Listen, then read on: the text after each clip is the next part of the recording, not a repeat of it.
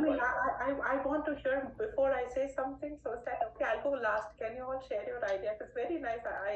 I mean, some of you have like such a deep perspective also. So I want to listen first. In my case, everything revolves around Swami. His teaching, he accepted me unconditionally. Only one an interview I had, I sat next to him, with unbeknownst to me. Prior to that, I had garlanded him, given to me by my sister-in-law, who was a great devotee. That's how I was brought to Swami. Not knowing he was planting the seed of oneness right at that time. I sat it next to him, and my sister-in-law almost fainted. So I tried to get down and sit on the floor. He said, "No, no, it's okay, fine." And he patted me on the back. Before that, I had seen many Swamijis growing up in India the first 20 years of my life before coming to US. And then I had heard of Swami after my sister-in-law came to my brother's life when I was already like 28, 29. So at that time, I had the exposure to Swami. But the thing is, the way he treated me, the way he looked into my eyes, that's it. It just snapped. But it took me almost 35 years to evolve into brother oneness. So now I preach Swami's teaching, oneness of all, everywhere, where I go, whatever I do, in my various interfaith activities in New York City. I'm involved in many outside SAI Circle, many of the groups and other things.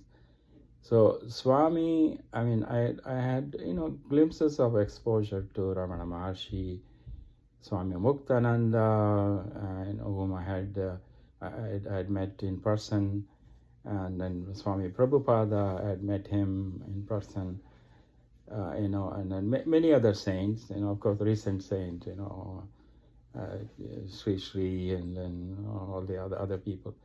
But what attracted me to Swami is that he's preaching the ultimate truth, the Advaita, Shankara, Shivoham, all this, or who am I, all that. The who am I inquiry is still at the mind level. It's really not at the core. You have to focus on the heart, which is the spiritual heart. Swami is talking about that. The love should expand. Its bubble should enshrine the 8 billion people in this planet. That's our gift, at least my gift to Swami, to enable me to feel that love in every situation. Be loving and forgiving moment by moment. That's the goal I'm striving for. I'm not there yet, but I'm married for 41 years. Wife is Swami jokingly said, wife is worry invited forever. But just everybody laughed and immediately changed to wisdom invited forever. Wife is put in your life path to rub each other's inquiry, to keep in check. So every day I get yelled at, and then that's part of living. But that's to keep in check, not to react, not to keep focusing on whatever's troubling the other person caused by my behavior. It's not it. So I should not go in the attack mode. Just have to be compassionate, understanding. So I work with the immigrant community, the last 30 years or so. So I see a lot of suffering, people who have been raped, who have been attacked, who have lost family members who themselves had severe trauma, all that stuff. Swami has put me in this position where they are seeking refuge in United States, whereas I am seeking refuge in Swami.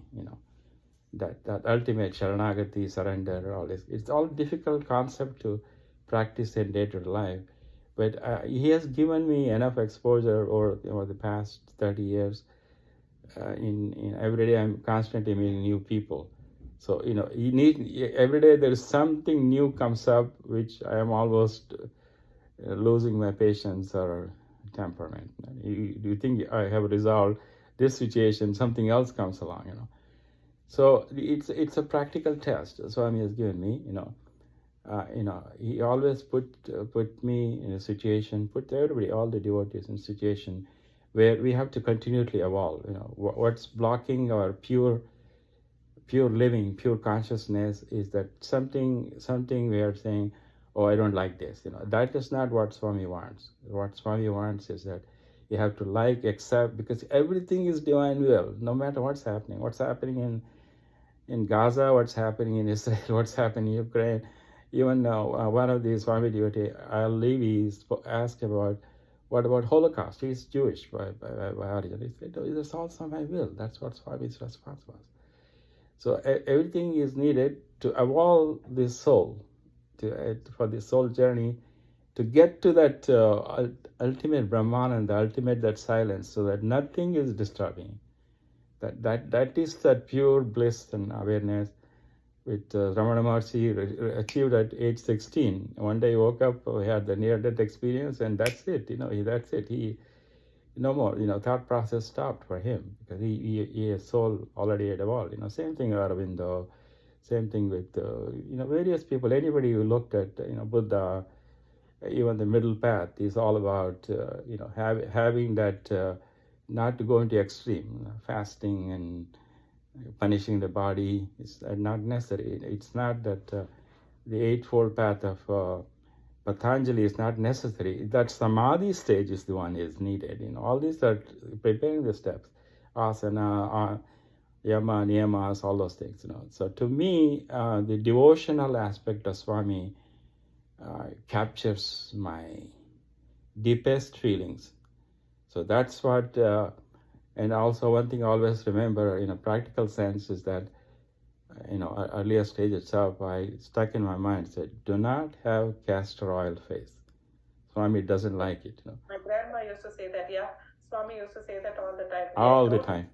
It just stuck in my mind saying that, so you have to, be happy. That's all he wants, So one of the way to show you're happy is to smile. And, it puts the other person at ease, and then, not to laugh, not to make fun of situation, just to show that, gentle smile, and just to open up, all of a sudden you see the other person, lights up. That's one of the ways, I'm walking in that path of spirituality. Sai Ram.